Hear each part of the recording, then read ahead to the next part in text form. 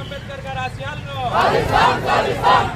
అంబేద్కర్ గారి ఆశయాలను హైకోర్టు తీర్పును వెంటనే హైకోర్టు తీర్పును వెంటనే హైకోర్టు తీర్పును వెంటనే హైకోర్టు తీర్పును వెంటనే హైకోర్టు వరకు వెళ్ళి మన హక్కుని ఏదైతే ఉందో ఆ హక్కుని మనం గౌరవప్రదంగా హైకోర్టులో పోరాడి చట్టం ప్రకారం న్యాయం ప్రకారం మనం సాధించుకున్నాం. ఈ సాధించుకున్నది ఈ ప్రభుత్వాలు పాలకులు అమలు చేయాలని చెప్పి ఈ ధర్నా నిరసన కార్యక్రమాన్ని చేపడతా ఉన్నాం.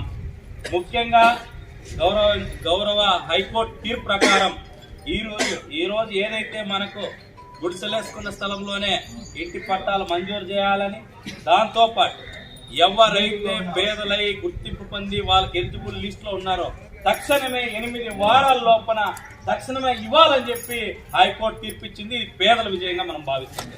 మీరు ఈ సమస్య మా దృష్టికి తెచ్చారు. ఆల్రెడీ ఇది కోర్టు ఉత్తర్వుల ప్రకారం 8 వారాల్లో సమస్య పరిష్కరించాలన్నారు. అది జాయింట్ కలెక్టర్ గారి కోర్టులో ఉన్నందువల్ల సార్ దృష్టికి తీసుకుని ఈ సమస్యను పరిష్కరించి వీళ్ళని మీకు చేయాలని మేము చూస్తాము. ఏదైతే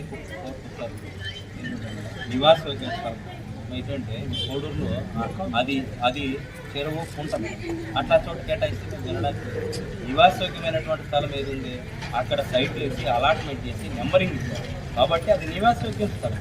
హైకోర్టు గతంలో 7 నెలల ముందు ఏం చెప్పింది, వాగులు వంకలు చెరువులు కోరంబొక్కుల ప్రాంతంలో ఇవ్వకూడదు, ఇచ్చినచో అక్కడ నిర్మాణం చేసుకున్న పేదలు సక్రమంగా ఆడ ఉపయోగించుకోలేరు, అది ఇబ్బంది అవుతుంది. కాబట్టి అట్లాంటి చోట ఈ కూడా గౌరవ హైకోర్టు కూడా మనకి తీసుకుంటుంది. కాబట్టి ఆ పద్ధతుల్లో కూడా ఆ గైడ్లైన్స్ కూడా మీరు అమలు చేయాలి. మేము ఎక్కడైతే గుర్తు వేసుకున్నామో అదే స్థలంలో మనకి ఇవ్వండి ఇస్తాం మేడం. తర్వాత మాకు అక్కడ కనీసం సౌకర్యాలు లేవు మేడం. మౌలిక వసతులు అంటే కరెంటు కూడా లేనటువంటి పరిస్థితులు కాబట్టి మాకు కరెంటు సౌకర్యం కూడా లేదు.